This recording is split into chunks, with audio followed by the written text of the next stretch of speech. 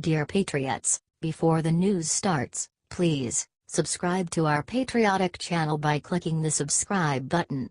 Give us a thumbs up to this video. Don't forget to leave your opinion below in the comments section. Share the news on Facebook and Twitter so your friends see it. Thank you. NPR CEO breaks silence on media's anti-Trump bias and arrogant liberals will never be the same. This is a remarkable story.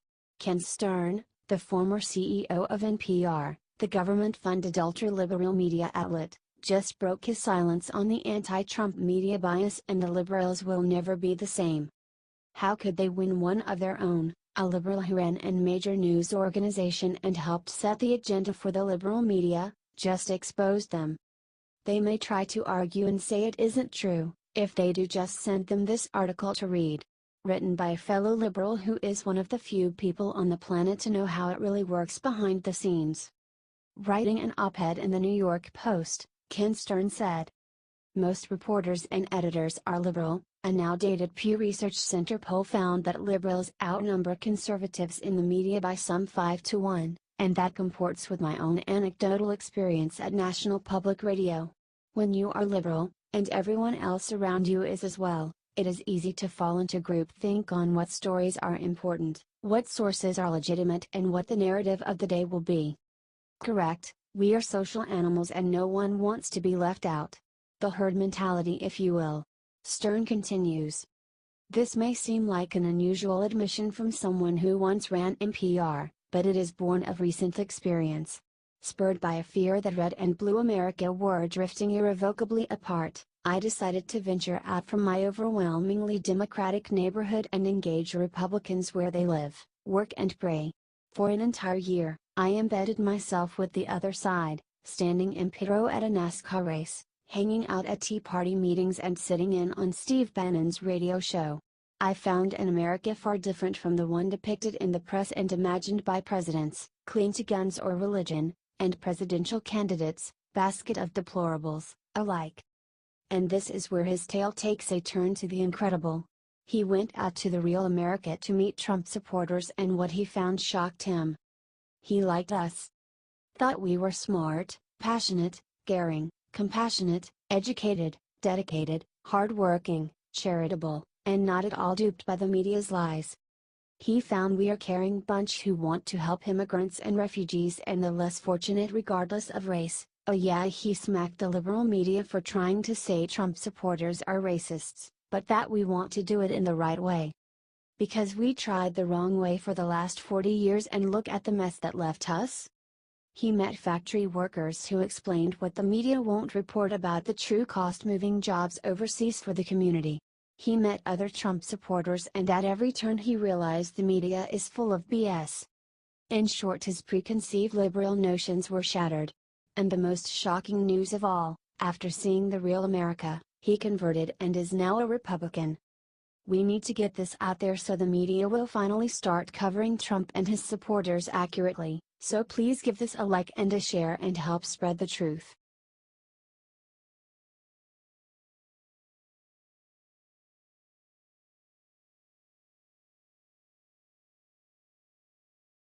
Anderson Cooper hangs head in shame after leading liberal reveals truth about what CNN is doing to Trump. Jimmy Carter just gave an explosive interview to CNN and the liberals are crying. Because he just destroyed pretty much their whole narrative. One could say, not incorrectly, that what Jimmy Carter just said could go down in history as de-liberalism died. It was that revealing of an interview. On the North Korean crisis, Carter said he is willing to go and try to help on the diplomatic front, saying he volunteered his services to the Trump administration but they have turned him down. He smacked the NFL players a bit, saying, "I think they ought to find a different way to object, to demonstrate. I would rather see all the players stand during the American anthem. As do all Americans. But it is still good to hear from a leading and respected liberal like Carter." He commented on Obama's all rhetoric and no substance style by simply saying, "He made some very wonderful statements, in my opinion, when he first got in office, and then he reneged on that. Kind of, Obama is all soaring rhetoric and no action, so he never intended to actually do what he said, Come on Jimmy, you are smarter than that. Then he broke Hillary's heart by saying he voted for Bernie. Ouch.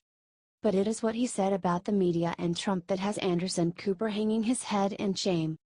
I think the media have been harder on Trump than any other president, certainly that I've known about. I think they feel free to claim that Trump is mentally deranged and everything else without hesitation. Wow. From a leading liberal no less? But he wasn't done destroying the media and their fake narrative.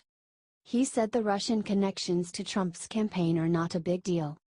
At the Carter Center we deal with Putin and the Russians quite frequently concerning Syria. I don't think there's any evidence that what the Russians did changed enough votes, or any votes. And that is how liberal dreams die, not with a bang or a whimper, but with the brutal truth. Share if you agree.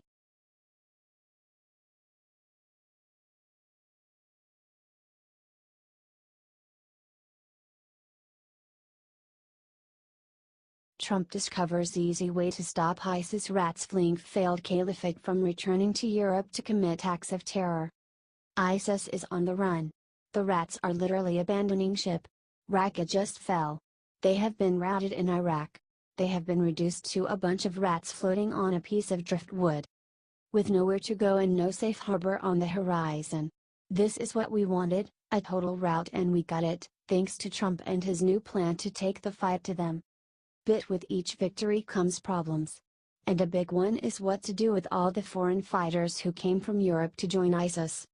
These are the guys committing most of the terror attacks in Europe and the reason Trump has no choice to get tough. These desperate fighters are doing everything they can to sneak back into Europe where they can easily blend in with their French passports. And once there, with a valid European passport, they can easily enter the US. Thankfully General Mattis has discovered the easy way to stop this from happening. According to the Daily Mail, the top envoy for the American coalition fighting ISIS, Brett McGurk, just announced Trump's and Mattis' plan. Kill them. Right there in the desert. Stop the virus from spreading. No exceptions. He said it is vital to kill all foreign terrorists to stop them from returning home and mounting attacks back in Europe. Our mission is to make sure any foreign fighter who is here, who joined ISIS from a foreign country and came into Syria, they will die here in Syria, McGurk said. So if they're in Raqqa, they're going to die in Raqqa.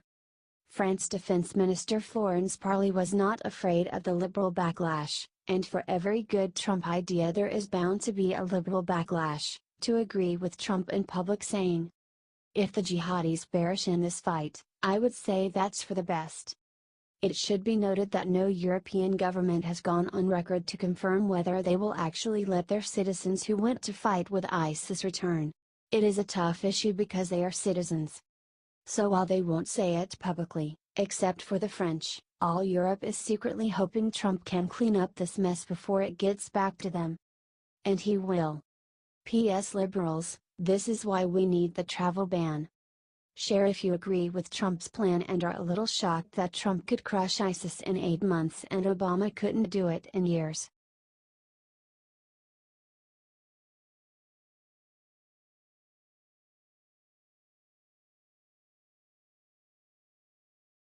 Ted Cruz just crushed Bernie Sanders with 5 shocking words that have millennials crying. Democratic socialist and millennial darling Bernie Sanders, IVD, met his match in Senator Ted Cruz, R. Texas, in a televised debate on CNN Wednesday night. Ted Cruz called out Bernie Sanders for who he really is, not a Robin Hood type taking wealth from the rich and giving it to a poor, but someone who wants to take money from all Americans for his redistribution scheme. First, Cruz began by asking Sanders the difference between his tax plan as a Democratic socialist and the average Democrat. Bernie then launched into his typical screed waxing quixotic about Scandinavia. Here's a bit more of what he said, read closely because Cruz is going to crush him in a minute. But here's what I think. As a democratic socialist, Dad, similar to the people in Denmark and Sweden and Norway and Finland. I believe that in a civilized society, people, especially those on top, should be asked to pay their fair share so that every man, woman, and child in our country can have a decent standard of living. Note how he said especially those on top should be funding all of society's welfare. Later, Danish economist Jacob Kierkegaard asked Bernie a question and brought him back to reality. I was born and grew up in Denmark. And, you know, these are countries where the government spends, taxes and spends approximately twice the level of the United States. These are countries that heavily tax everybody, not just the rich people, middle classes. They have consumption taxes on everything of 20%. Then he brought down the hammer. My sense is still that you would like to spend as a Scandinavian but not tax as one, is that right? Sanders admitted that, indeed, taxes would have to be raised substantially for his Scandinavian model to exist in America. Cruz then broke it down for everyone. You know, we just witnessed a very important moment in this debate, which is that Bernie admitted that he wants to raise everyone's taxes, not just the rich. The question was, to pay for this socialist state, you've got to raise everyone's taxes, and Bernie said, yep, that's right, your taxes are going up. That is a rare moment of candor in Washington. The operative words here are your taxes are going up. Something not many of his supporters might have thought. But the tax raise won't just be for the rich, it will be everyone, and it will be substantial. Sanders' plan for a socialized America is a creepy pipe dream that is both ripe for bureaucratic abuse in a country of 320 million people and totally at odds with American values. Cruz just reminded the world and his millennial fan base that nothing the government gives is free.